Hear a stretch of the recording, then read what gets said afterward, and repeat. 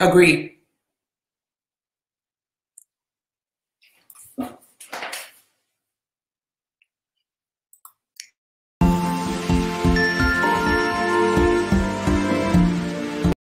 Open Stage would like to acknowledge the Susquehannock peoples, upon whose unceded land we produce this show. Open Stage commits to the work of dismantling the ongoing legacies of settler colonialism and the exclusions and erasures of many indigenous peoples that continue today. At Open Stage, we also believe that Black Lives Matter, and you should too. That belief starts with acknowledging plainly how the systems we depend on often operate as if they don't. We at Open Stage proudly stand united with Black people and communities of color during this movement of unrest and uprising. This show is brought to you by Open Stage, a professional theater company. Check out Open Stage's complete list of shows, all of which are offered completely free this season at openstagehbg.com. Thank you and enjoy the show.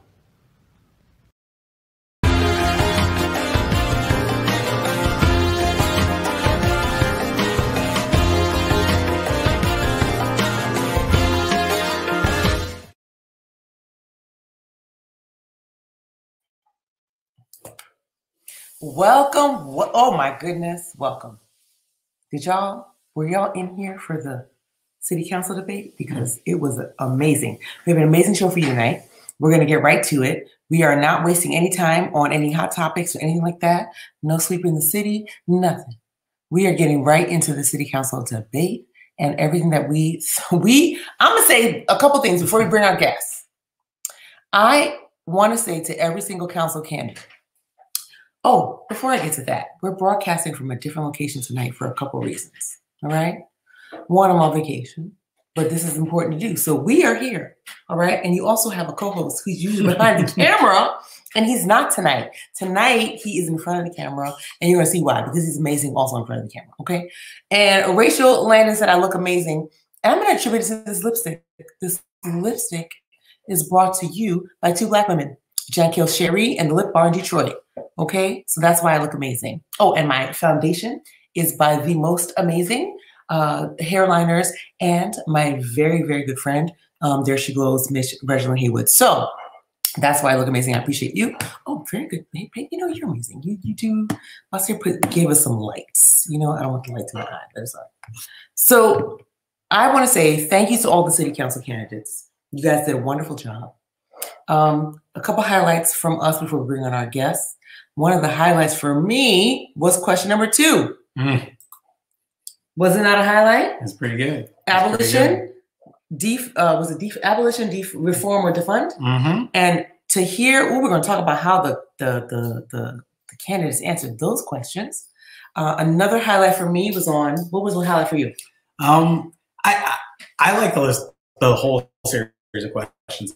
I'm biased towards the comprehensive plan, and we're going to talk about that tonight. So every time I get a chance, like when the answer is right in this document or the purpose of, I really liked it. But my favorite question, favorite? Favorite? I think I had a favorite. I think it was tough. I really like the first and the last because you got a chance to see how the candidates did. But I'm going to say the Sexual Awareness Month. Oh, yes, April Sexual Awareness Month. Yeah, there were some interesting questions. That was when the candidates really started addressing each other's answers. Yes, and we're going to talk about that. All right, without further ado, because we're not going to hold you up tonight. Because listen, somebody told me that 9:30 was late, but I mean it's after the debate, and we want to talk about it. So catch it on the live stream tomorrow. You can catch it tonight. So bring in our guests. We have two very important guests tonight, Mr. Robert Shoaff and Ms. Rachel Hadrick Esquire. Okay, let's talk about it. We're going to go through the questions and tell me what you thought. Give me your wonderfully informed opinions about the debate tonight. All right, let's go with question 1. Basir, what's question 1? So, question 1. What is the first piece of legislation change to an existing law you would propose or support if elected to city council? All right. Now, I like this question because it showed whether people actually knew what city council does. Okay. And I really appreciated the substance or maybe lack of substance of some of the answers. Or that. Now, Rachel, I'm gonna throw it to you first. Go ahead. Well, I'll say I caught the kind of the end of that first question, but one thing I will say is overall, I was just thrilled about the fact that we were having even having a city council candidates debate in the first place.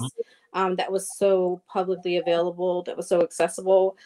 Just shows how far we came. But and overall, thought you could definitely tell who came prepared and who had concrete examples of policy and ideas that they had. And I think what I'm particularly looking for in a city council candidate is someone who is putting in that extra time and effort. That's not just coming to the meetings, right, and listening to what's proposed, but is doing the extra research to figure out what other jurisdictions are doing, what other third-class cities are doing and not doing, and what is like kind of what's the innovation in that area. So we're not kind of just being in a silo or kind of talking to each other, but really understanding these issues and what's being done in other places. Yes.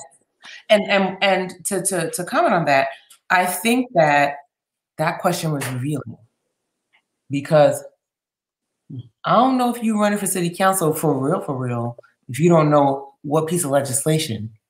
And that was the first, they were given that question, little behind the scenes information. That was the given question. The rest of them were a surprise. Okay, so I want to judge it on that, because the rest of them were a surprise and the first one was not. Okay, go ahead, Rob. Tell us what you feel about. Yeah, I mean, I would agree with Rachel Basir and Kimeka. Thanks for letting me be on today. I think it was clear to show what existing knowledge was there, and looking at affordable housing package that has been talked about last year, the topic of the budget came up, what got passed from the budget. So there was a reference there, acknowledgement of that, what can be in the budget or not. There's some discussions about the tertiary cities or third-class cities and what is possible in there. I think one real thing that it stood out that was great to hear. This was referenced back to the comp plan. I think it is great to talk about housing, but the question is, do we have jobs that actually allow people to have dignified living? So the question is, we can have affordable housing, but do we actually have jobs that actually will allow people to have that house and own that house, right? So these are all in a relationship and holistic approach. And I think the question about economic development, looking at building up jobs and workforce, is a really critical thing, which gets back to the comp plan when looking at beyond our state government as just jobs around government and finance and healthcare to actually, what about technology? What about other things in other arenas that we can be building? So that's visionary and how to draw into that. So I think that's a really good connection that some of the candidates made. Now I'm going to ask you a really incendiary question at the end, which is who won the debate? And I'm going to let you think on that for the next 7 questions. Okay, keep going. Okay, so I just want to say on question 1, agreed. I agree with both of you. And the other thing about question 1 that I thought was interesting was that the candidates were kind of, what I liked about it is they had these prepared answers, and then question 2 hit them in the face. Let's go to question 2. Well, and I will note, like, I think about half of them kind of prepped. So, the question 1 was the double answer to question 2, so they were able to follow up. Because there were people who were double answering, notably Carrie Fallon. That was in her first answer. She was like talking about defunding the police in question 1. I thought that was interesting. And then question 2 came up. Right. So real quick summary: Charmaine Daniels, landlords, housing, no bias history check. So that's something that she's currently working on. Like that answer. Crystal Davis, public safety. That was her focus. But she put a little twist to it by adding the health component. So I like that. I like that. Asha Green, year-wide programming, internships for the city. I'll throw in my question that I put here. I mean, if you, especially for the current people who are there, like why don't we have that yet? That's always going to be my question for that. Lavette Henderson, Citizens Advisory Committee, so public safety, policing. And I just want to say on that point, it's April. Where are we on that? Robert Lawson, structural poverty. That was his go-to. I like that from a root cause standpoint. Mm-hmm. So pretty solid. Jocelyn Rawls, police reforms and blood. So she got the double. She got them both in. I think she framed it pretty solid.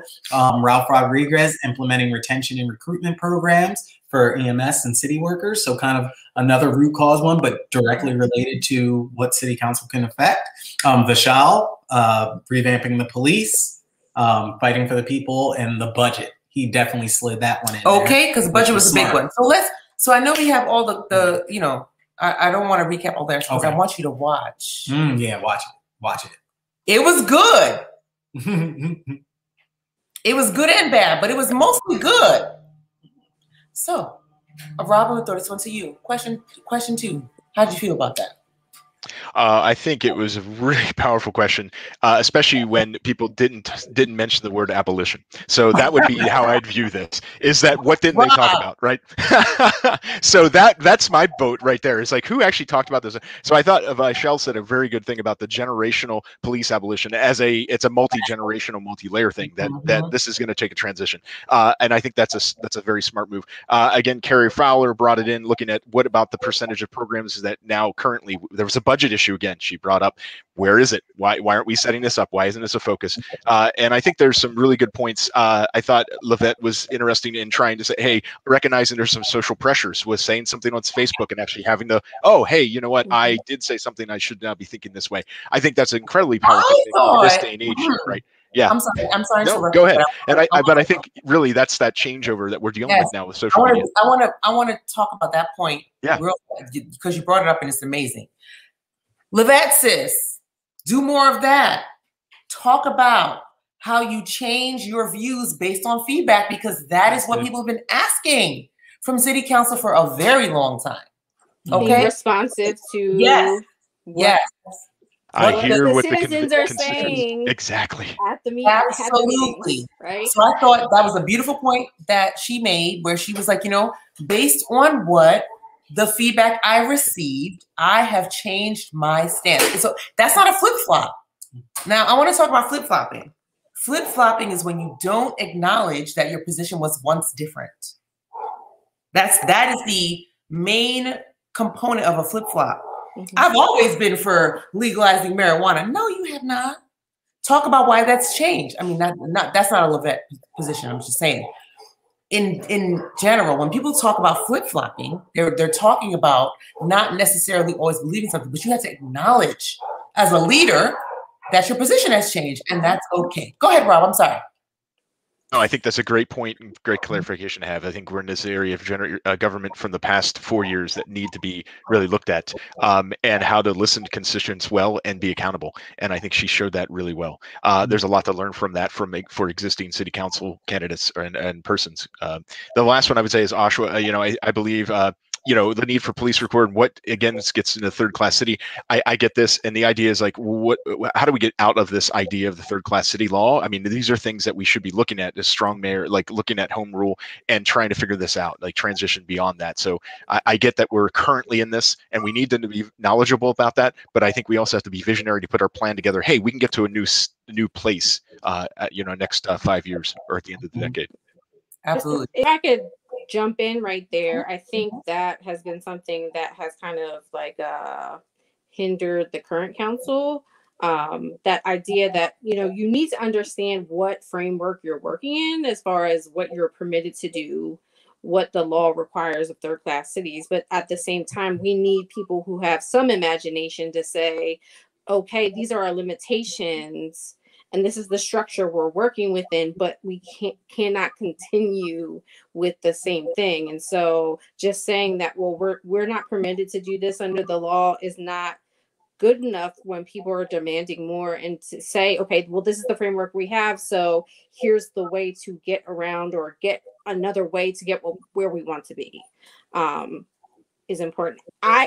And another thing I noticed, again, I think what I'm looking for is someone who is current on the issues and understands the complexity of these issues. So one thing I noticed is a lot of people said they were for defunding or reducing the police budget, but they weren't for eliminating the police altogether. They weren't abolition. And they said I'm 4 times. People were like this. I'm not for defunding the police because that should be a campaign. But I want to reallocate funds. Huh? And so I just wanted to throw out the names of Dr. Angela Y. Davis and Alex Vitale, who's a professor in Brooklyn College. There is a whole body of scholarly work on the defund movement, abolition, that, again, if we're going to move into these spaces, I'm looking for, I know everyone doesn't have the same amount of time. We have people who are working full-time jobs, but we need a city council that is informed and understands that these things, these terms are not as out of reach as people have, portrayed them to be. So, I think that's just like, oh, defund the police. It's some kind of radical, ridiculous.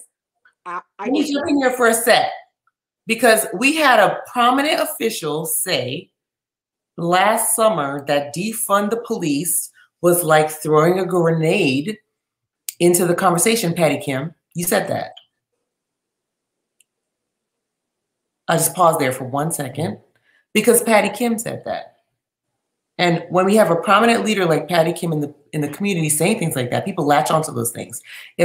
She gave George Scott wings to be like, and I don't support defunding the police. And I'm like, oh, interesting, because y'all are talking about reallocation as if that's not defunding. So let's talk about what that means. So today it was interesting as we were talking about how to, as full disclosure, who's running for office is a function of the young professionals of color, was in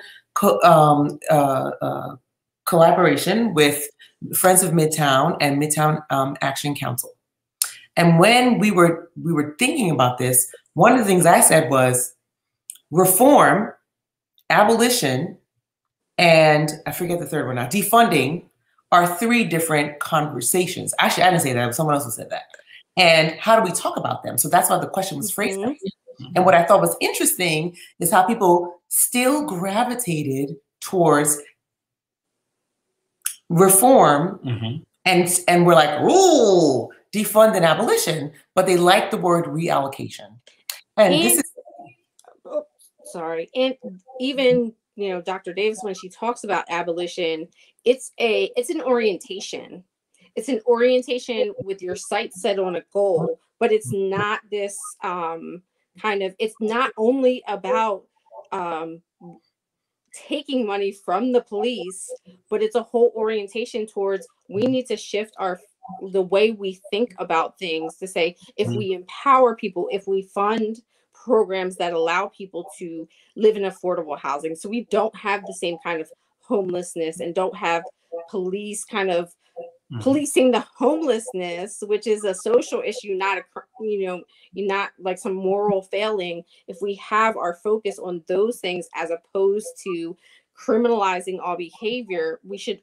It's an orientation and a way of thinking, not necessarily an end goal of just eliminating the police. It's just thinking with that mindset to get to that place, hopefully one day.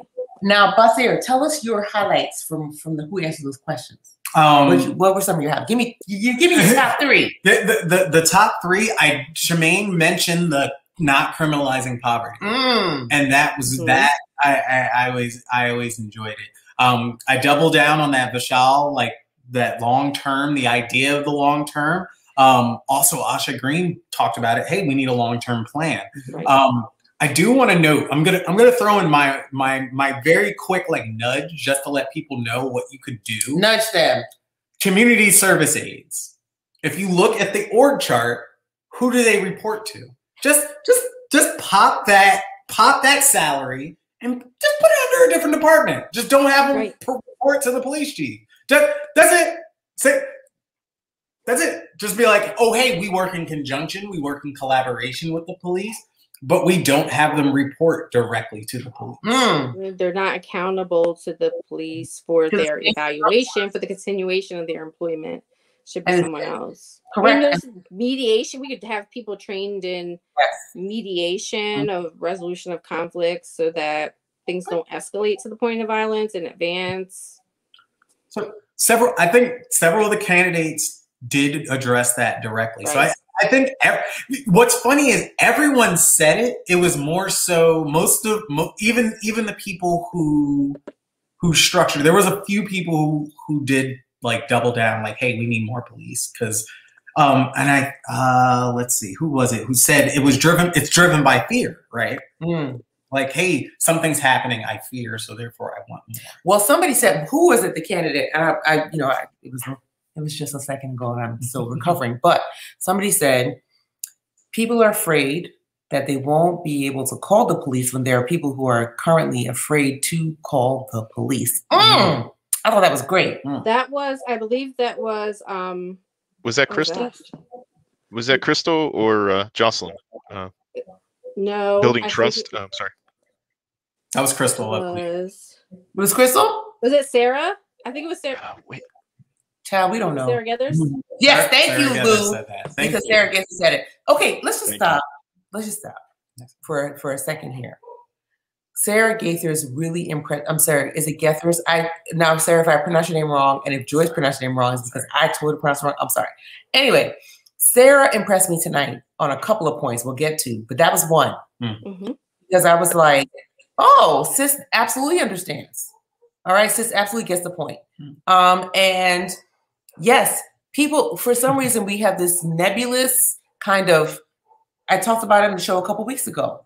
We have this idea that we need the police from all the what? Propaganda, right? It's been inbred and sown and kind of put into our psyches over a generation, over all of our whole lives, right? From cartoons to sitcoms to cops to all those shows to CSIs to the NCIS to you name it. We have every cop show that tells us that we need cops. We have every one. We have every fucking one. What we don't have is shows that show us restorative, transformative, and regenerative justice. We don't have that. So we have built our bedrock in this community and around the country on needing police and not on how we restore community. So the fact that she brought up the fact that people are scared to call the police should be something that every city official in Harrisburg should be thinking about. Why are people scared to call the police? I'm not calling the police for nothing. Y'all saw what happened in my backyard. Why would I call them? To hurt my friends? Why would I call them?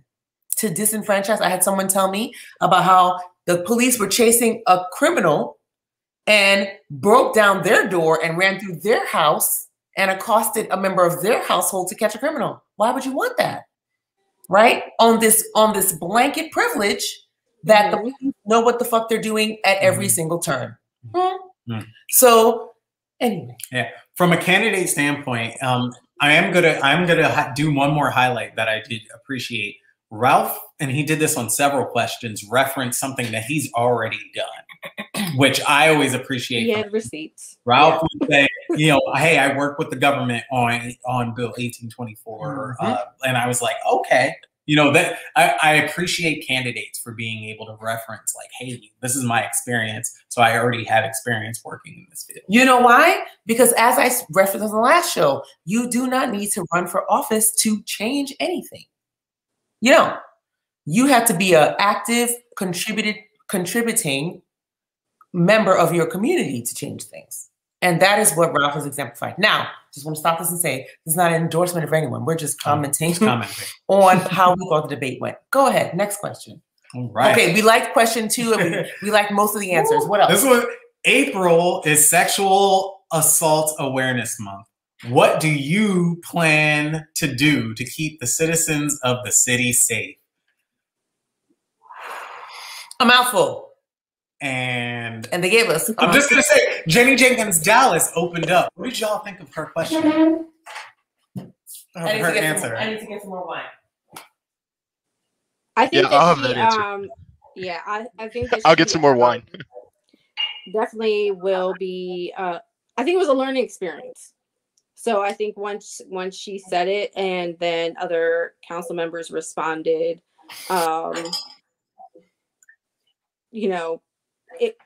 there was an opportunity to reflect. I mean, she didn't have a chance to go back, but I that's what I would have assumed happened. I think that Good job. obviously as you know, especially as someone who identifies as a woman, it's essential, it's critical that I do what I can to minimize my exposure, but you know, there's never enough there's never a strategy that completely eliminates the risk of sexual assault for a woman, right? Because ultimately it is an issue of power, which Shameen Daniels, like, I was waiting for somebody to say it and then she just hit it on the head. Like, again, this is not even about I mean, teaching consent is critical, definitely, but at the end of the day, I think it's about teaching people that people deserve bodily autonomy, and that oppressed people, you know, in whatever form, have the right to have autonomy over their bodies, to exclude other people from touching their bodies, because it's that entitlement to other people's bodies that causes sexual assault. It's never about even, you know, physical or sexual attraction. And I know that Alsha Green hit on the point. You know, I liked how she mentioned that, you know, it's not just a women's issue, that there are instances where men are in positions of, you know, negative positions of power relative to a woman, and that can lead to sexual assault as well. And so we need to empower men to be comfortable and not ashamed, and not see it as a, you know, something, a diminishment of their maleness or masculinity when they are victims of sexual assault. And I thought that was really and I think you're right. And I think one of the things that I appreciated about that whole questioning, now I'm gonna just be straight up honest with you. Since Jenny was the one to answer first, it was very triggering to hear her say what she said. I'm not gonna lie to you. And because I really believe that we internalize misogyny in certain ways especially among women that was clearly displayed there. Not that, and Jenny is not to be singled out in that. She was just the person who was running for office that had displayed that, right?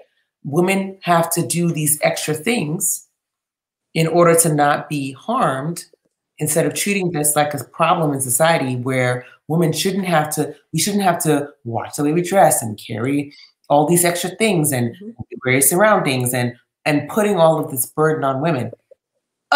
Guess who showed up on that question too? Sarah Gaithers.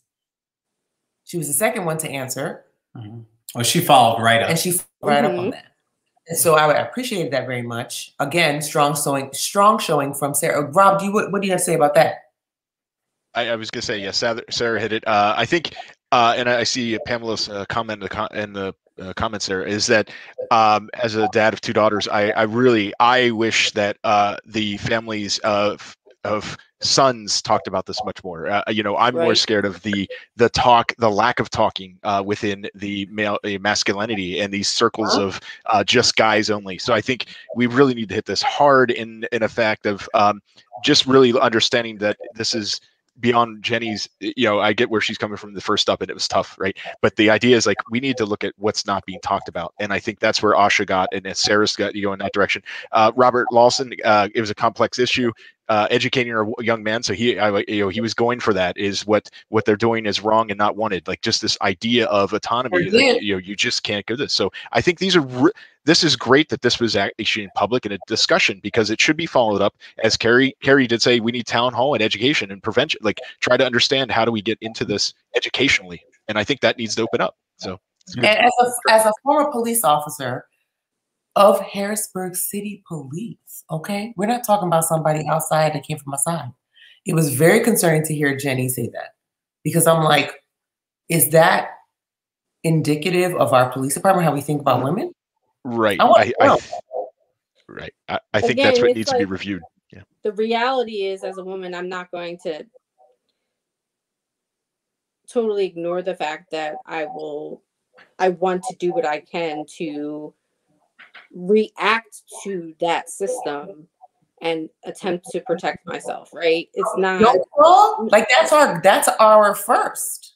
but to frame it as that's where the solution is not understanding the issue, and again putting that burden on victims.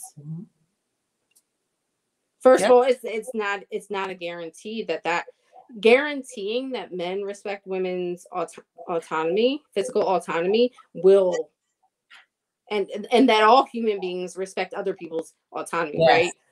Regardless of their identity, but just respecting every human being's autonomy will end the problem. Right. That's great. The guaranteed solution. That part. Me being aware of my surroundings, it might help me. It's not make me feel better, like I have some control, but it's not a guaranteed solution. It's not. I think is really helpful with Ralph talking with Chief Enterline and saying, hey, we're looking at firehouses to be the places to go, like safe zones to so that the community is aware of what's out there. Again, getting to where can we go if we do need that help to get out of the triggered areas and figure out where to be safe. And I think that's a key thing, because it gets the community talking so that the neighbors know, hey, let's get over here to safety is one thing as it's happening. The other thing is then, okay, how do we do this offline in a sense of what do we do within our houses, and how do we talk about this, and making sure that this awareness is grown. So absolutely. And someone said in the comments, Jenny sounded just like the reason why I would never report my own assault. That's important. And I think that was a great point too. I forget who it was who mentioned the fact that, I think it was Vishal. Vishal mentioned the fact that, when we talk about policing, it's often seen solely in the context of people of color, right? But if you look at when you talk to women who have been sexually assaulted, it comes up a lot as well when, as much as we've changed the laws on paper about sexual assault, there's still very much a stigma, and some of that manifests itself in policing as well, about not being believed, about how people are physically tested when they claim they're sexually assaulted, how they're put on the witness stand when or just prosecution of the matters generally, and how victims are treated. There are so many, it's not just a people of color issue, right? And how the statistics on law enforcement officers that perpetrate sexual assault. Absolutely. And that is why I always say this thing. When you lift up Black lives, you lift up all lives. When you lift up marginalized community lives, you lift up all lives. Because these are not issues that are unique to Black and brown communities. They're not. We pretend they are for some weird ass reason. Nobody fucking knows why. I don't get why. I think it's because people would rather regulate it to these communities because it makes them feel better, possibly, and ignore it happening in their own communities. But no, these issues that we're bringing up, from police shootings to sexual assaults, all these things, they're not regulated to the Black and brown community. But what we're saying to you is that when you lift up Black and brown lives, when you lift up BIPOC lives and issues that happen in the community, you make it better for everyone. And that's a big thing. All right. What question are we on? Listen, y'all out here talking. What time is it? All right. Number 4. How would you, if elected to city council, work to encourage more families, including families with children, to locate and stay in the city? This was an interesting one. The answers are raggedy. Somebody else talk about it. So I will say the one I like Livette Henderson's answer. I think we focus a lot on, I'm a transplant to the city of Harrisburg. Same. Okay? I think maybe all of us in this conversation are. Yep. I think Rob has a medal for being here for like almost 30 years. No, I can't claim that. 15 going on 16. 15, sorry. But from the area, from Central PA. So yeah, go ahead. I've been a Harrisburg city resident for 11 years now. Okay, so I do feel like, even as an outsider, a transplant, that there's a lot of attention paid to the people who come from outside. I will say I like Carrie Fowler's statement about the issue is not necessarily bringing people in, because I know that we've been listed on like U.S. News or World Report's like top places to move to, but retaining people, and especially professionals of color, people of color who move from other cities, giving them a space where they feel integrated into the central Pennsylvania community is important. But we need to like think about the people that have been here for all their lives. Like, they have worlds to contribute, and then they have been contributing. That's the thing. Sometimes people come from the outside and like act like it's never been done before in Harrisburg, and people have been doing it for 25, 30 years. And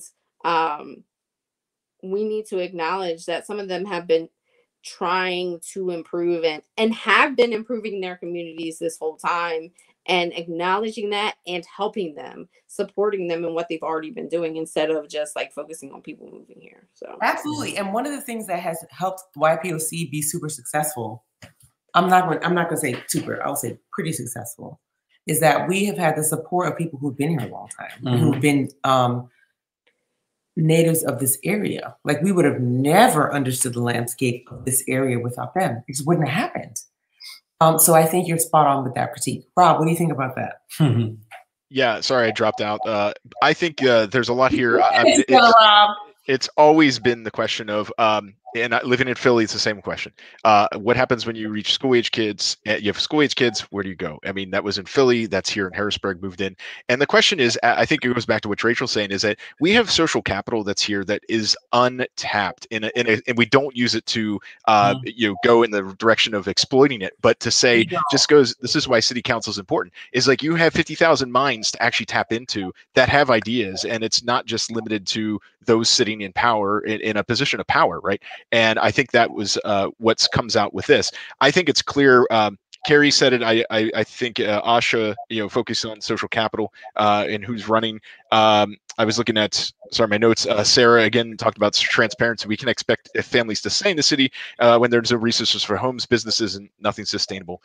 So those are questions. I bring up a comp plan data that came up in 2016-17, is that every year 2,000 people swap in and out of the city. So the cities are very transient. With every 5 years, there's a fifth of the population that changes. That was data from the comp plan. So the idea is we've leveled out as a city, 50,000 less.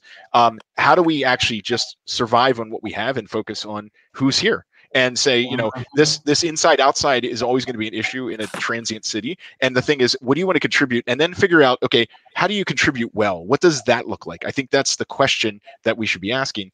And who'd we leave behind and who's not at the table is extremely critical here. To focus just on families and children, okay, yes, I get it, because we want to make sure that we don't have brain drain at graduation, and everybody says, let's get out of here. I said that when I graduated out of high school here in 93, and I'm back.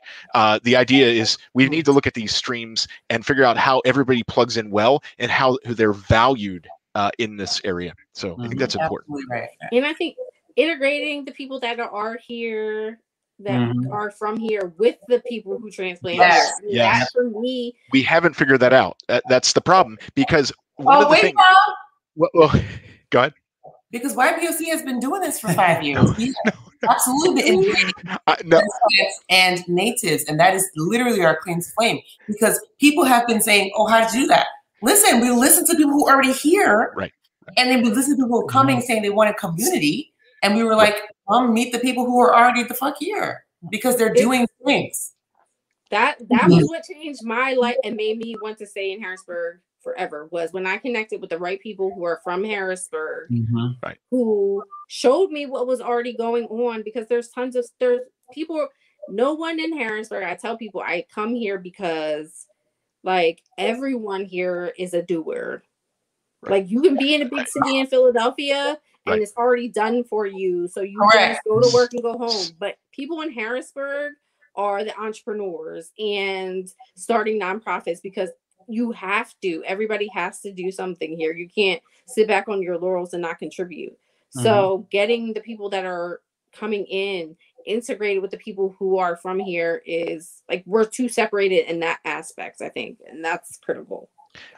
I think that comes from a housing point of view. As I came in, it's like they're looking to figure out that people come in and buy houses. That was the Philly model. Baltimore, same thing here. I agree with the integration. I think YPOC has done a great job. I think the question then is who's been here the most as the largest groups, and knowing that they need to shift out of center. I think that's the problem that we have now, is that there's some groups out there that just are taking too much space. I've said too much about that. my issue with always, I get the idea of wanting to focus on what's positive, but people out here really like to shine some turds, and I'm done. Like it gets real like hard for me to like accept that answer. I'm gonna give. I'm actually, because we were harsh on Jenny, and that Jenny actually had my favorite answer for this. She was like, sell people on being a part of the future, right? That's how you bring people I did like that when she said that. And this is just the beginning. She talked about... She had some horrible ass answers otherwise, but that answer was amazing. And and then she sold herself. She was like, hey, I'm a problem solver and we have to work together.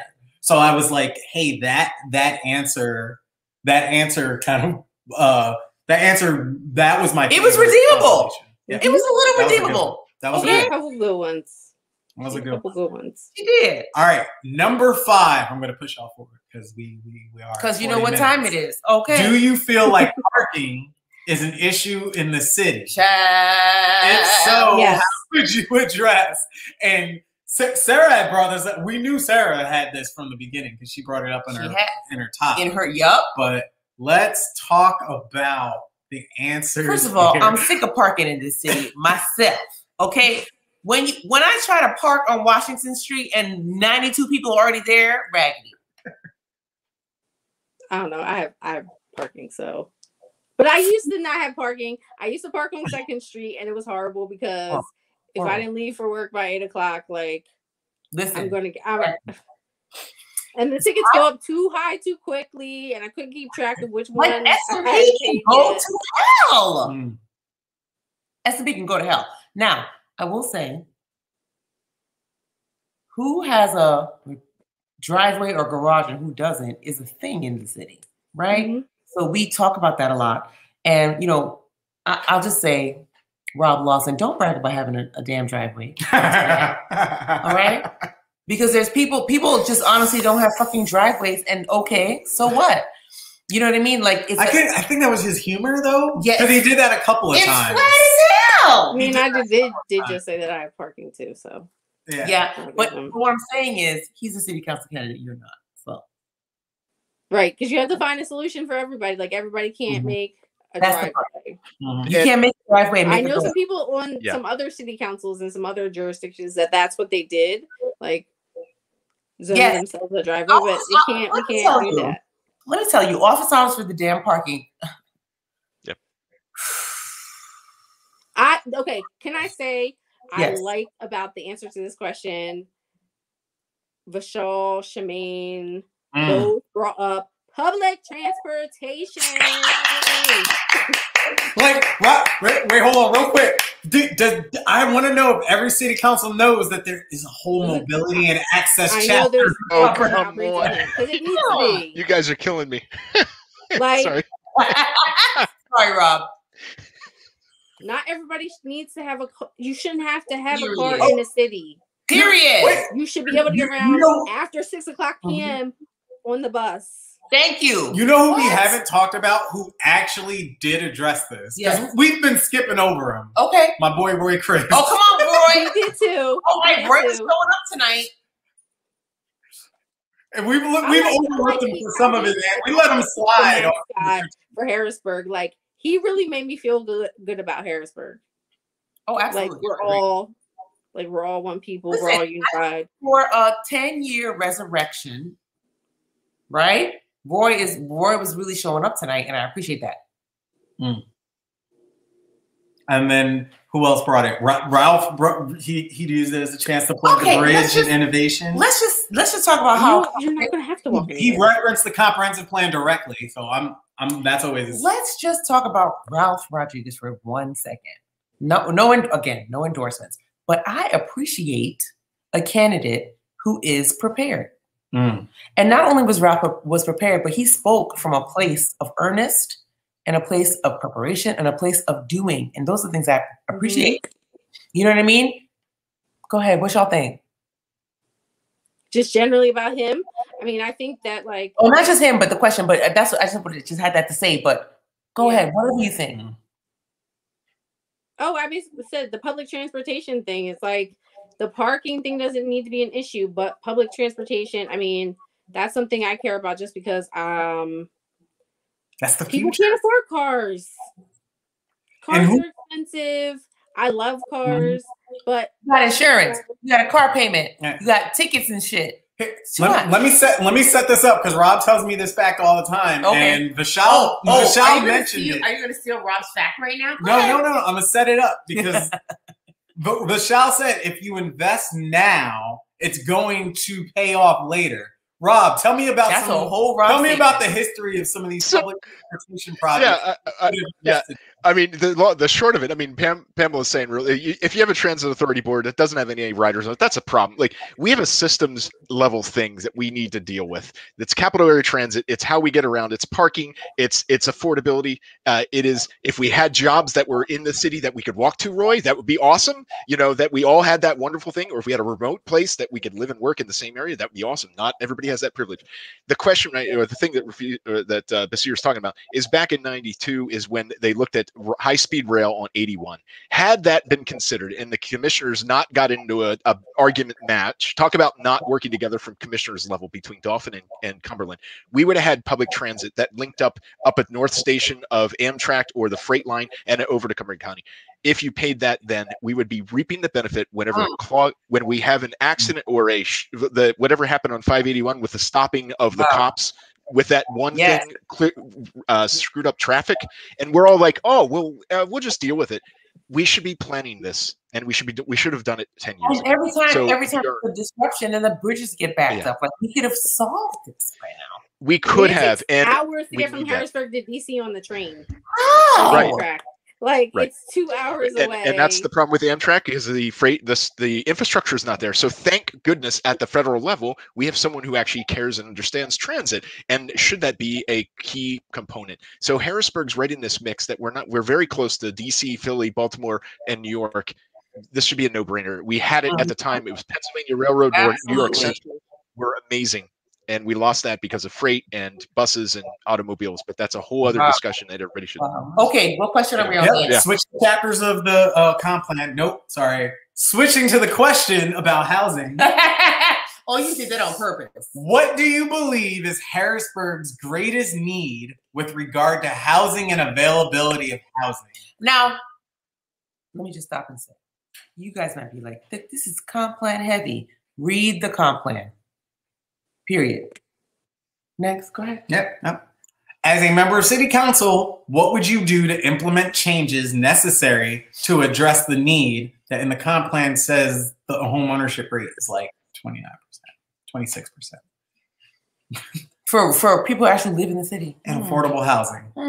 So there's some good answers. What were your top two? Because we run out of time. All right. Top two, Community Land Trust, Vishal, and there was a couple of people. Jenny, yes. Jenny did mention this. Jenny's here again. This was another one. Okay, so let me just say, for performance-wise, she really started to shine in the middle, and then she fell off again, but in the middle. And she talked specifically about money coming to Pennsylvania in order to spend on this. Very nice. Yes. Carrie mentioned slumlords tax credit. She was another one who did it.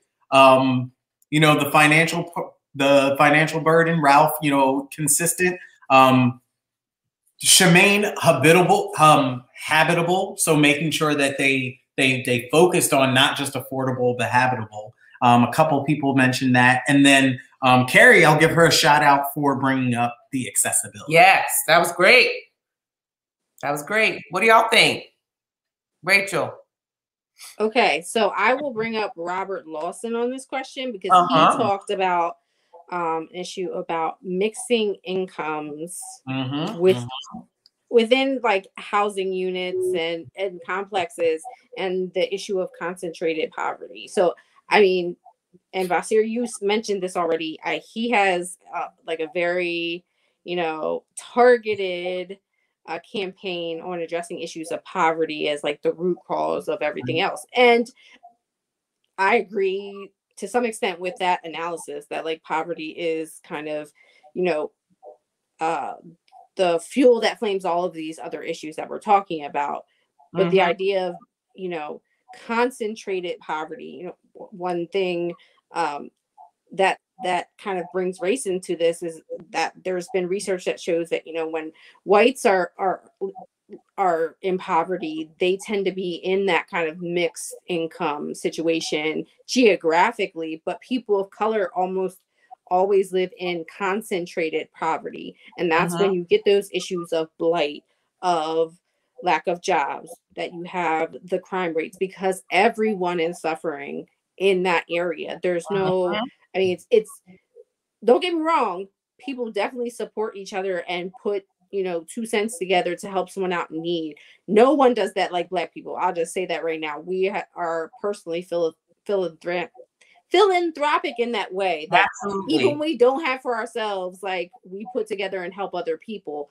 But when you have that mixed income situation, like other people are able to help out in different ways, and you don't have the kind of like blight across the community in the way that you do when you have concentrated poverty. So I think that was a great thing to point out, that he's like mindful of that concept of concentrated poverty. Rob, tell us how you think about that. Asha Green also brought that up, just to spread the. Absolutely did. Asha Green also brought that up. Rob, what do you think about that? Yeah. I mean, there's a lot I could go on. This is one of my favorite topics, but I think, this is one thing. Looking at housing, we deal with community land trusts. We got to understand that it's a holistic system. Again, to think about what are the root causes and relationships. I think one of them is questioning what types of houses, what size of houses, mixing, and really getting to study this well. I think we need to have a really good lens and magnifying glass on the Harrisburg Redevelopment Authority, as well as the Housing Authority. That was mentioned in the earlier comp plan, as this stuff should be dissected apart to make sure that they're functioning well for what we're looking at, goals and objectives. So I think there's a lot of candidates said a lot of good things tonight, which showed that they were versed in the topic, as well they should be, because they just had the affordable housing package put out last year. So they should be on top of it, because if they're going to get into it, they're going to know how that's going to work. Yes.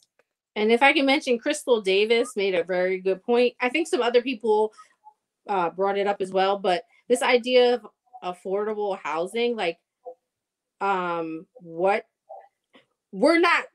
is not on the same page with that. Like when some people say, affordable housing, affordable for who? That's what she said. Affordable for who? Like we're not on the same page, and as a community, we need to know what terms mean. Because some people are saying affordable housing and they mean a one bedroom for $800 a month. Correct. And like the median income for a Harrisburg resident is not able to afford something like that. That's right. So just to point that out further, we have been talking about this, especially shout out to Pamela Parsons. We have been playing off each other in, I think, city council meetings for probably a couple months at this point, talking about the different bills that are up to address affordable housing and the different proposals that are up for, the different buildings that people are purchasing, right? To define affordable, like Winnie was saying in the comments. They're like, look at our plan. We have so many things to say. We have so many things to do. We want to do all this stuff. And then when we say, what about affordable housing? They're like, well, think about it. And we're like, well, that's not good enough. And I think that's the question of we've got to shift. Honestly, we have to shift from incentivizing developers to focus on what we need as a city and what we residents haven't seen for a long time. If anybody's seen the Time to Act video from 1969 that was replayed back in December, we're asking a lot of these same questions. And the thing would be, what policies and structures are we working to change so that we get to a different state and outcome? And one thing I would add to this is that people who've mentioned, and there's a couple of them that mentioned rehabbing existing houses. If you don't know the housing stock at 23,000 and that there's 4,700 distressed housing units, that's something to think about. So, oh no, we lost That's the host. So, all right, there we go. So, those are the things we need to be looking at data wise. Is to think about how do we begin to talk about having jobs that are giving great, meaningful work is part of that ownership house and construction. We look at black and brown developers, black and brown contractors, black and brown designers, engineers, all of that ecosystems to really support a change that's going to happen. Because you know what, if it's not already implemented or strategically planned, the existing systems is going to take over that void. That's what history has showed us. All right, we have 2 more questions after. Oh, let's read Sharita's. I believe we are all over the place. Day 1, we have a great idea, and the next days we lose the passion. That's why things don't come to fruition. Stay in action. I'm not going to say I'm absent in that presence at all because I put my eye on my own things going on. But there are great points being mentioned in the discussion. Thank you, Sharita. Appreciate you, girl. Yeah. All right. That is the importance of having a consistent plan that we can keep going back to. That is sticking to it, right? Listen, the plan is the plan. Okay? The plan is like, well, how people talk about the Bible. It's a living, breathing document, and the Constitution, those kinds of things. It's a living, breathing, changing document. We're not talking about a document that is static, right? This is why when we're plugged for the symposium on the 6th of May, we're not talking about a document, all right, that is static and it just sticks, and then we have these fixed things. We're talking about a document that lives and breathes with the people and the residents of Harrisburg. All right. So when we talk about these things and people tell us, oh, well, it's aspirational, I don't like it. I'm looking at you, Dave Madsen. I'm looking at you, Westburn Majors. I'm looking at all of y'all. And I like Wes. He's one of my faves. So I'm not even trying to get at him like that. But I'm saying, all of y'all, it's not about being aspirational. People want, and we have proven this week after week after week after week. People want a document that guides the way, that is changeable as we go along. All right? But definitely put some guide markers in place about how we are to proceed. That's okay. It's okay to do. Right? Enough of this fucking aspirational talk. Anyway. Real quick, can I take a quick commercial since you mentioned it?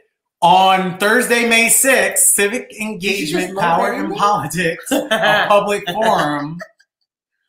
7 p.m. 7 p.m. Can I do Please register. Please register. Now, I just want to say, I turned 40, and they're having it on the same day as my birthday dinner at Devon's. And they can go to hell. Turned 40. However, she just turned 40. I just turned 40. They can go to hell. However, it's super important, so go to that. I'm going to have dinner with my friends over there, because we work hard and we can take a break, but y'all go to the forum, okay? Y'all go to the forum, okay? I'm gonna be at dinner, but y'all go to the forum, okay? Great. And then we can go put the flyer up because look at the speakers. All right. We have the sis Anna, okay? Anna be out here always advocating. We got the secretary, Brandon Flood, okay? Panelists.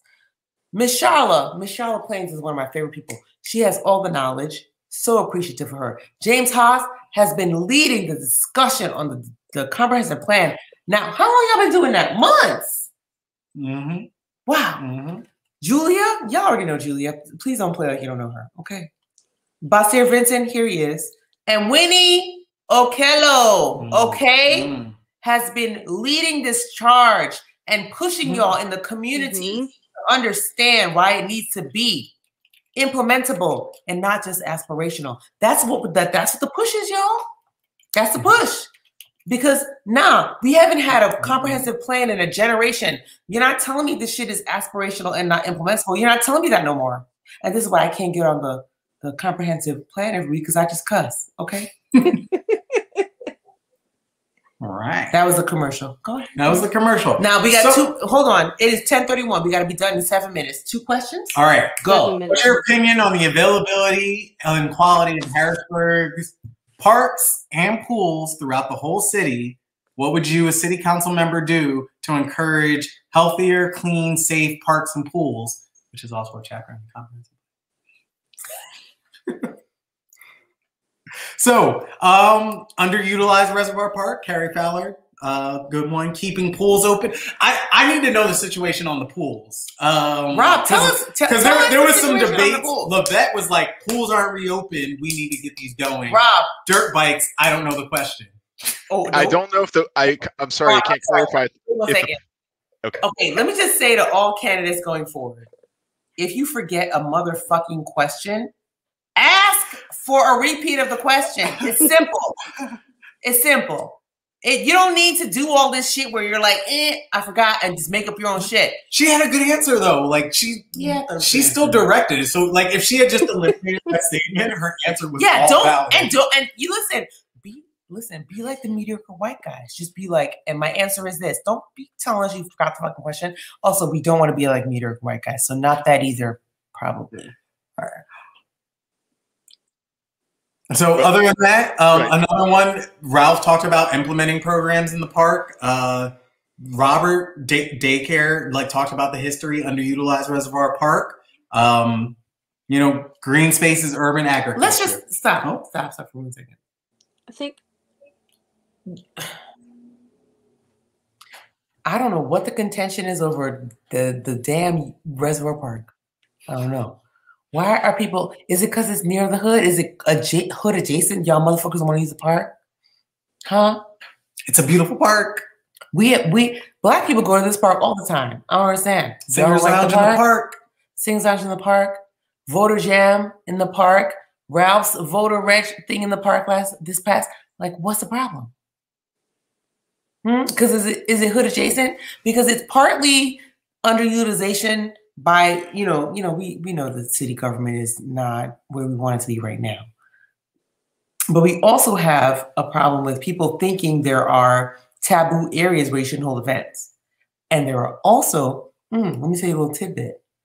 When we wanted to have the police and the Community Law Enforcement Advisory Council Forum, we were pushed from City Island by the mayor. We were pushed to, I think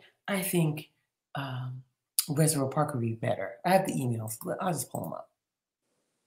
So tell me, what is the stigma around the parks, especially Reservoir Park, one of the most beautiful parks we have in the city? Because when we wanted to have an event addressing how we deal with police that would be accessible to a lot of residents with parking, all kinds of things, the mayor pushed us to Reservoir Park. And the parking can be difficult in Reservoir Park. Extremely difficult. Absolutely, Rachel. And that was the point, because we wanted people to show up. We wanted the residents from every ward, every precinct to show up, every neighborhood. And we were pushed. Okay. Y'all already know I don't like this mayor, so I'm not even going to hold you. But what I'm saying is, and I don't like him on a personal, it's not that I don't like him on a personal level, which is probably true. I'm talking about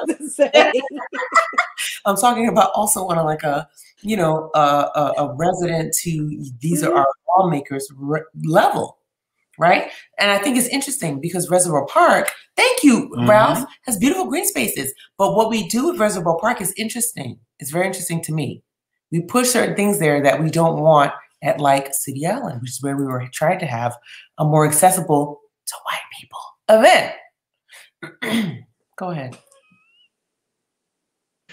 I think that's a very good question to ask, is looking at black and brown spaces and white people spaces. I think this is a discussion that we need to be looking at, and that's something about placemaking overall in the comprehensive plan.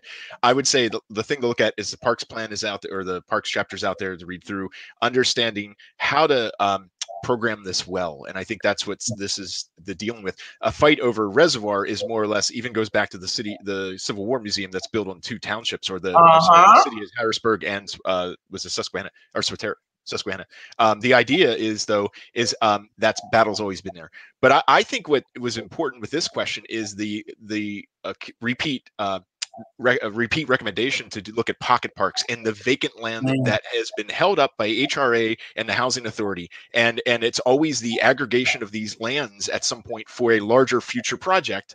And you look at all these for 40 years on 6th Street, we've got vacant lands. Okay, the question is why wasn't the investment done earlier? We need to be really focused on vacant lots and having limits on how these vacant lots, once a building gets demolished, how long it stays vacant. So those are things we need to look at, because we could get to a lot of parks if we took a quick inventory of their open space, and I think that's what's needed. That was called on the comp plan. So yeah, there was a vacant lot in my neighborhood, and kids. They have since put fencing up, and now it's a dog park, but kids used to play football there.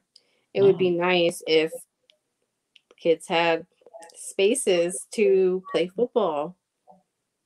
I mean, you can't necessarily do that in a park where there's swing set and slides and mulch, but an open vacant field is a place where kids could start to do those things. I mean, I know it doesn't happen often, but maybe it's because they don't have the space to do it. Absolutely. And are the pools open? They open. They should open it right as school lets out. They typically open in June. It's usually Memorial Day. Yeah, I don't know what's going to happen this year, but last year they were. That's what. But COVID. Yeah. Okay. So we'll have to keep an eye on it. It's usually Memorial Day, though. Yeah. So another spread. Wait. Are we what question are we on? 8. Do you want to go to that? Are you going to 8? Yeah, this is the last one. Got it. All right. This one was a setup to be spicy, and I really liked spicy. I really liked how the candidates answered this in this. You saw like some good politics in action. What is your take on how city council is operating now? What needs to be changed, or what can stay the same? Now, let me just give you my tea on that. I like a lot of people. I do, personally. But city council has not been aggressive enough in the powers that they have as a city council. We keep talking about this strong mayor shit. When the city it's my show, I could cuss. Okay. When the city council has just as much power as the mayor in this town. Stop talking about this strong mayor shit. Stop it. Because the city council has just as much power as the mayor in the city of Harrisburg. All right, which answers would you like? Give me your top 2. 2. Let's see. Because we got to go. Okay, we holding people up at this point. There were a couple of people who mentioned that same exact thing of the city council not utilizing their full power. So I did appreciate that. Example, the Community Law Enforcement Advisory Committee that was approved at the sort of end of last year. What was it like? Yeah, it was right around the Harrison Manor incident. It was approved. All the fucking powers that are in that council that we lobbied, that we submitted amendments for. Do you know city council already has that power? They don't use it. They don't fucking use it. So why isn't acting another committee that is unpaid, all right, and will probably not elected, appointed, and this is what we were trying to ascertain. Why is electing another committee that is not elected and not paid? And I'm saying paid for a reason, because people's time is money, so that's what it is. Why is that the solution to a little bit of police accountability, which Neil Grover, the city solicitor, I will hold my tongue because I have nothing but ad hominems for him, said, well, you guys are only activating powers that city council already has. Listen, I learned a lot from that man. I mean, I like him, but I learned a lot of shit from him. And Vishal specifically in his answer mentioned that the city council doesn't use all of its power. It does not. Why do we need a CLEAC? And this was the question. Why do we need a CLEAC when city council already has that power? Okay. And do they still have the reports from the police department? Nope. But I think it's a greater context. I think as citizens, we need to learn to put more emphasis on legislative bodies, period. I mean, if we look at on the federal level, Congress right now does absolutely nothing. And we're putting all our hope in Joe Biden to do everything. It's not his job. Listen, Congress is supposed to be leading the charge. City council is supposed to be leading the charge. The mayor is supposed to be effectuating and executing. He's an executive. So for everyone, that I think that was a great discussion overall, to learn that, like, as citizens, we need to be more accountable as citizens to stop focusing solely on those executive positions and push legislative bodies. And I want to shout out Vishal for repeating the refrain that we all had this summer, which is, the residents are at the top of the org chart. The residents I like are that. at the top of the org chart. We made graphics to show this summer that the residents are at the top of the org chart. Now, I'm going to introduce one concept that he said that I may challenge a little bit, because it is curious. He said he's going to treat it like a full-time job. It's not a full-time job. And I know Wanda and the mayor actually had that debate during their last debate, where Wanda was like, look, you're the full-time job. This is your work. So, you know. But Wanda also was like, I treat it like a full-time job. It's not a full-time job. I mean, she was talking about both sides of her ass on that. So on one hand, you're criticizing the mayor because it's his full-time job, but then you're also saying, I treat it like a full-time job. You can't do both. So is that a realistic expectation for these council members? Correct. It should be an expectation, but if someone wants to go above and beyond, then I don't think it's a problem to say that they want to treat it like a full-time job. I don't think it's a problem, but I don't like, okay. Shouldn't be an expectation. Shouldn't be an expectation. Full disclosure. Y'all already know how I feel about all the current administration. I have said it a million times. But what I'm saying is, don't talk out of your ass and your front and then your ass again. Because I'm a part-time employee, but I treat it like a full-time job. But it was his full-time job to do the things. If you're treating it like a full-time job, then why wasn't it your job to do the things? Oh, I forgot. It's because we have a strong mayor city. I forgot. And so the answer from some of the current candidates, so Asha Green mentioned, we work together, we agree to disagree, and we're thinkers, not just acting rationally. So that's kind of the defense for the current city council, and doing what needs to be done and understanding what the current kind of limitations are. So that one's let me just hear from Rob on this for a second, because the thinkers comment got me thinking. So I like the comment, but I also think, you know, we look at things rational, but and that goes back to Rachel's idea of legislation, is like we deeply think about these structures and policies to get to a new level. And that's why Vishal's point is really important, where it's like we need to be activists. So we need to take that thinking and go do, right? If we're not going to do it, and that's the accountability, then we're just going to sit there and not do much, right? And that's what you're all talking about, is that this dialogue between the mayor and council is who really has power and all this, and it's like, just go do your job. Like, this is what your residents have elected you to do. This, we're going to hold you accountable, and just do it.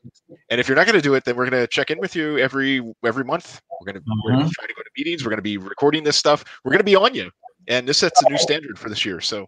It's such a new standard. Now, let's. And if you go too far, there's no shortage of people to pull you to rein you in, right? That's right. So at least try to a new era. No shortage of people. Let's throw up Rachel Landon's comment. My ignorance is showing, but why isn't city council a full-time job? Let's ask the city. But right now, it's a part-time job with whoever making it somewhere around it. I'm not sure on the exact number. Somewhere around $20,000. So that's what they make for this part-time job.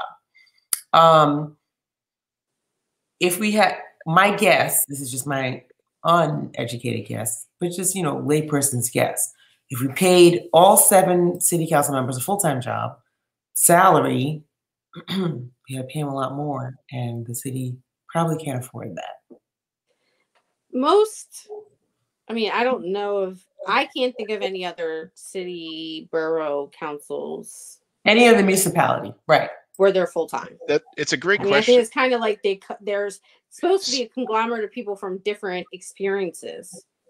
So this would be really, anybody out there, we could crowdsource this, is ask, what will we do if we took the budget currently and say, we're going to put in a salary and full-time salary benefits and all that, and for all these members, what would that increase our budget to? And what would that actually, what about we take away from funds for police and actually put this into what's needed? So if we need a city council, stop being so radical. I know. I'm so rational and I'm a thinker. I'm sorry.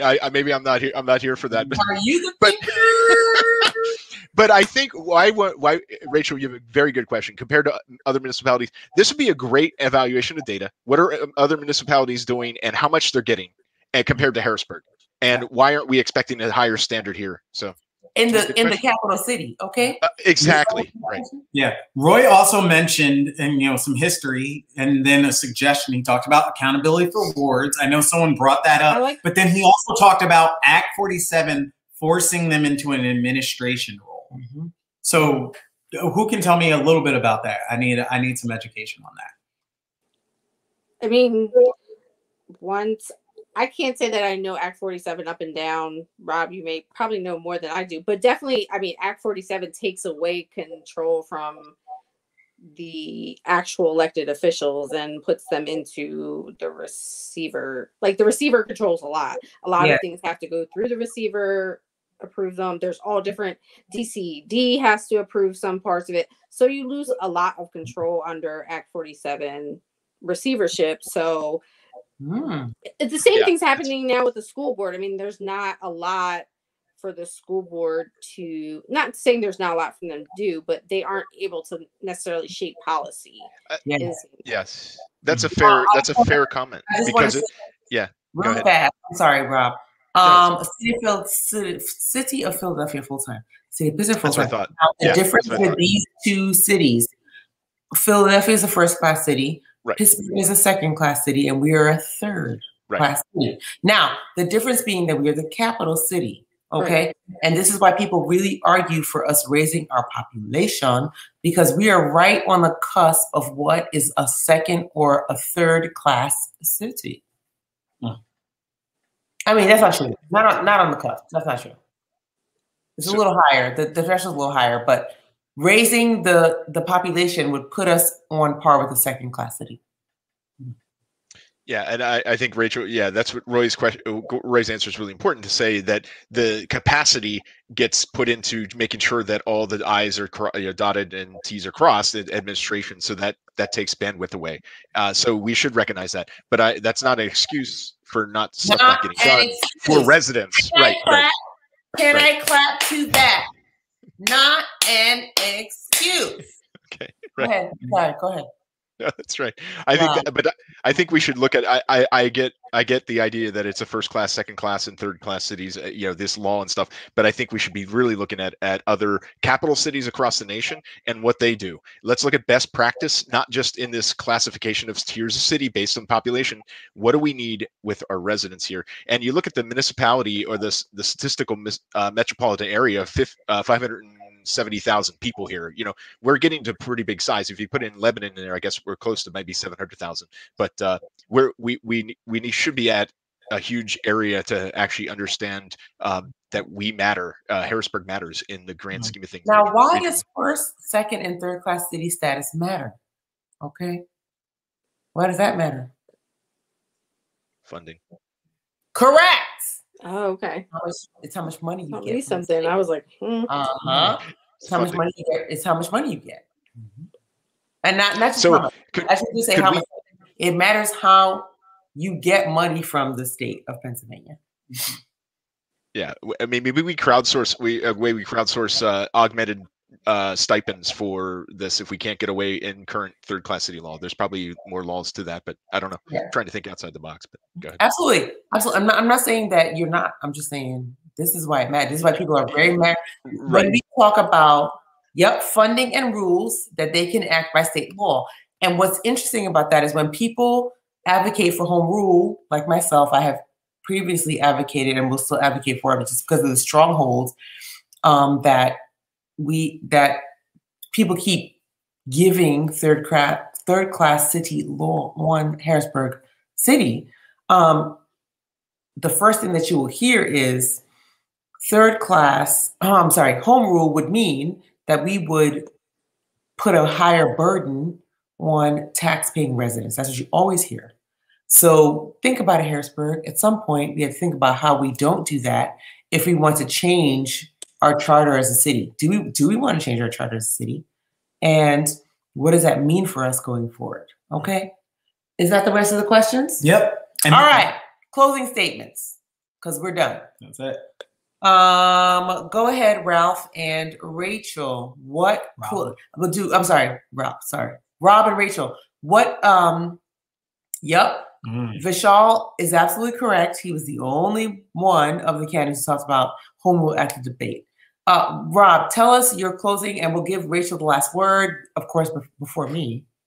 But tell me your last thoughts on the debate. Yeah, so I think I appreciated this very good intellectual discussion, but it was also for the people. I think it was very relatable. Candidates were able to actually show a little bit more of their natural side, which was great. I think it's helpful. There were some candidates to stand out, you know, not naming everybody, but ones that have talked about the comp plan, mobility, parks, and looking at systems and adjusting and recognizing that we're currently not doing well. I think we have great residents in the city. We have some great things that are happening in the city, but I think it just isn't you're putting rose-colored glasses if we say everything's perfect. Obviously we haven't learned enough from 2020, and if we go out of this pandemic just doing business as usual, it would be the greatest mistake. So I think candidates that have learned from the last year are going to be the ones that succeed into this next year, these next 4 years. So. Rob, thank you very much. You are absolutely one of my favorite people, and so data man, right? Listen, data is my thing. So I appreciate Rob always coming with the numbers and the facts. Appreciate you. Okay. Rachel, what's your last word on this? So I'm gonna just be honest, and full disclosure, Vishal was a friend of mine, but he definitely was on point. And he had plans. He had actual policies, not just concepts. So I will say policies versus concepts. I like that. Right. Like actual, like thought through, like how do we go about getting to this A to B? Sorry, I forgot something. I will say, who won? So for you, did Vishal win the debate? Maybe, but I would ask that at the end. I forgot. For me, like I don't know, because like I don't necessarily think like maybe that. You said Vishal. Rob. I said Vishal, but I will say that I was just generally inspired by how many candidates we have, their concern, how they come from all different parts of the city, not just Midtown, not just downtown. Yes. The focus on actual residents of the city, not just the businesses of the city, because I think that's important. And I'm looking forward to hearing more from these candidates. And I'm glad we get to put in 4 new people. And can I just say this? My overall strategy for these local elections is a powerhouse dream team city council so that hopefully it doesn't matter as much who is the next mayor. Hopefully people that will take the reins. I just want to publicly say, absolutely. I just want to publicly say, I don't like none of these mayoral candidates. Rob, who won the debate for you? We have 4 positions, so I think Michelle, Asha, Lavette, Sarah, and Lawson is in there, and maybe Carrie, some of the things. Yeah, so I'm mixing up, but so there's some ones that I think were. I like Crystal Davis too. Oh yeah. And Jocelyn Rolls. So I haven't decided on my top 4 yet. So I have been fluctuating. I had a very solid top 4, and then these people start showing their asses. Okay. All right. For me, who won the debate? You know who won the debate? Miss Joyce Davis. Okay. Her moderation skills were on point. That's who won the debate for me. I was like, oh, she is in it to win it. Ooh, you're muted. You're muted. And behind the scenes won the debate, Kate Rowbottom. Kate Rowe, sorry, not Rowbottom. Kate Rowe won the debate. Because Kate was back there with me going, has it been a minute? Click, click. Because we are running a professional production. Okay. So it was really it's so funny because I got the okay from Eris and Shub, because that's who says it all the time.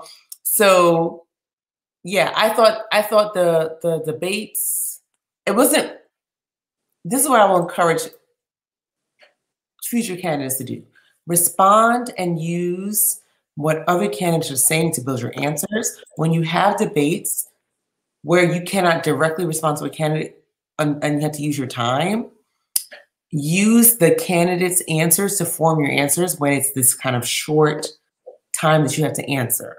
Because I noticed that we had to mute a lot of people who were just going over for what? You knew you had a minute. Like, it's a minute, and it's a minute for everybody. And Kate and myself were fair in doling out those minutes. We were on the millisecond with the minutes. Okay, we were watching the timers. So use your time. You know, if you go first, sorry for you, but the rest of y'all use your time. But you won't go first all the time. That's how it's set up. You know, Shoaff was on point with his time. Oh, with his timing. You know who won the timing of the debate? Every time. Who never went over, huh? Not 1 minute, not 1 second, not 1 millisecond, not ever. It was Shoaff Bajpai. Never went over 1 second. And we were sitting there like, how do you do that? How do you do that? And I thought it was great. I didn't slide in. For me, it was Ralph on experience, but Shoaff on timing. For me, it was Jocelyn on pearls. And you know, I don't mean to go on looks because we're women, but Jenny's hair was looking fabulous. I'm just gonna say. I commented on that. I was like, her hair looks amazing. Sis, your hair looks amazing. The red and the polka dots popping. And you also had some good things to say about policy. Absolutely.